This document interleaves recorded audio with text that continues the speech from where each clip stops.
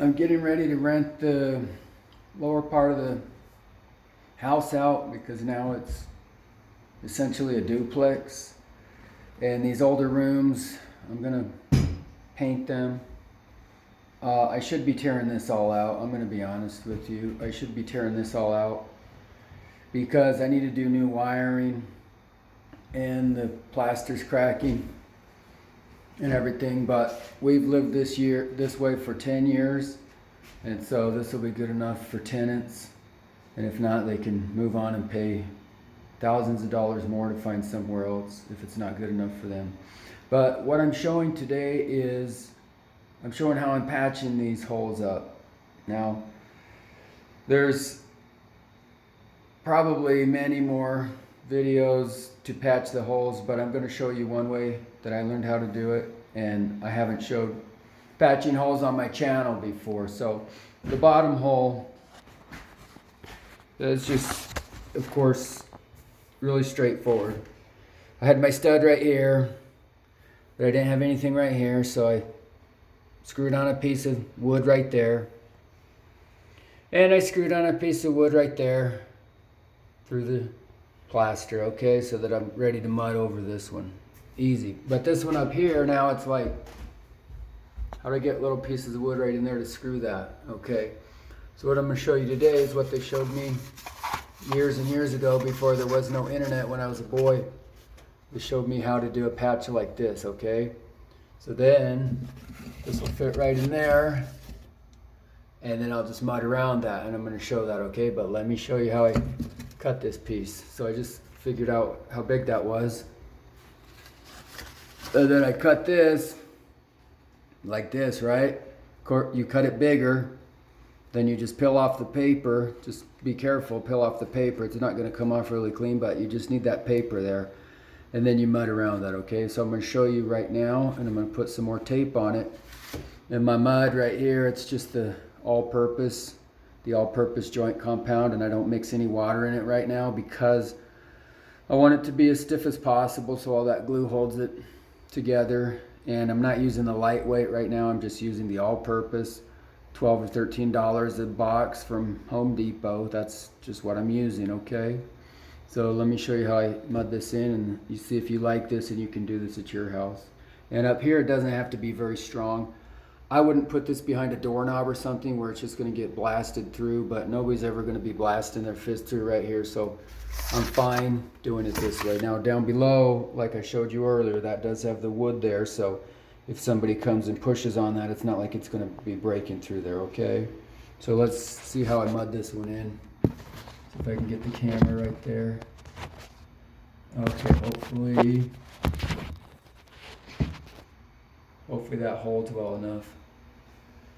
I just take this like this, put my mud around, all around the hole. That's why I want it stiff so it's not falling all over the place. And this all-purpose has the most glue in it, so unfortunately I'm going to have to do probably 2 or 3 coats on this and sand it each time. So then I get that on there, and then I press it in like this, knife down. Oh, I didn't want to do it that way. I want to go the other way because that way it fits up in there better. So then all the glue is going to hold that on there, and then I grab my knife, I take and I smooth that in there. See what that's doing? Get all this garbage off that fell. When the knife fell, all that garbage got on there. So I just take and smash that paper down. The glue's gonna hold that. You see what it's doing now? Now it's flushing it out, okay?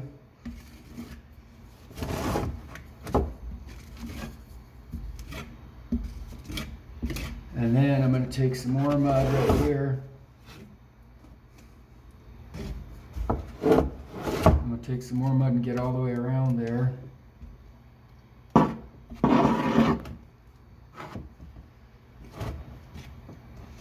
See how it flushes it?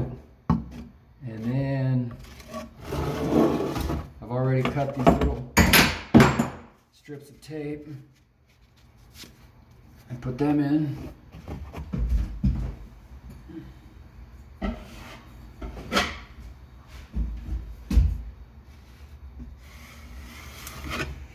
This is why I hate remodeling, because you have to work around everything. You wouldn't be, if this was a new house, you wouldn't have the closet shelves in. But now I have to contend with these closet shelves. You can see me peeling back this corner. It's because there was no mud under there. So when you do your tape, you want to get mud under everywhere. And then when you go to smooth it out, you don't want to push so hard where you're pushing all the mud out from behind the tape. And I'm not a sheetrocker by trade. I'm a framer by trade, but I learned this on my own. And if you've been watching my videos, you've seen me doing sheetrock, and I did my whole addition by myself, and I had hired some people to help me. They weren't sheetrockers, but I taught them how to do it. So sheetrocking's easy. You just have to get the hang of it.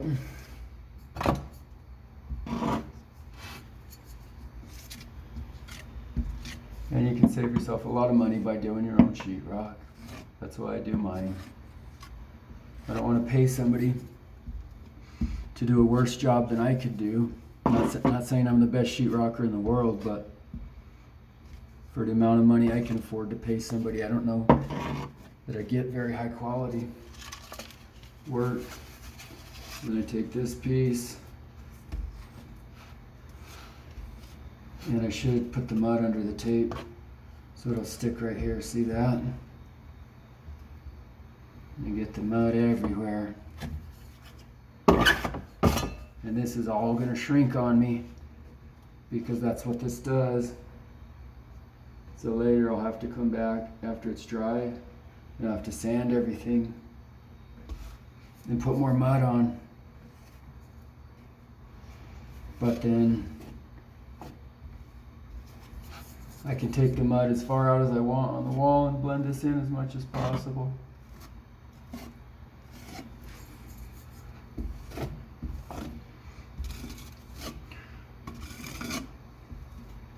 Okay, so I get that on there.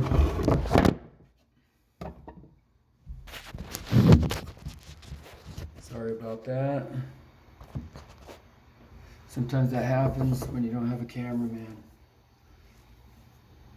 And then just spread it all over. I should probably be using a bigger knife like this, but this is such a small hole right here that I'm gonna have to come back and sand it. So I'm not worried about making it super smooth right now. So you see that, you just kind of take and you feather your mud out on the wall.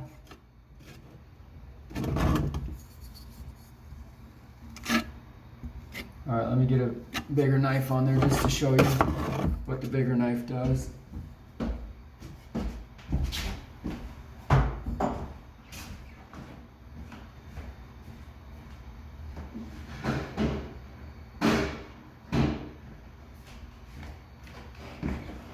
Alright, so that if you use a bigger knife, then it's going to flatten it out better. You can get all the ridges out better. Okay, and again, I got to do another coat. At least one more, but probably two more and sand it. So anyway, there's what my patch job looks like right now, okay? So I hope that helped, because just leaving the paper on, the glue holds everything else. Okay, so thanks for watching the channel.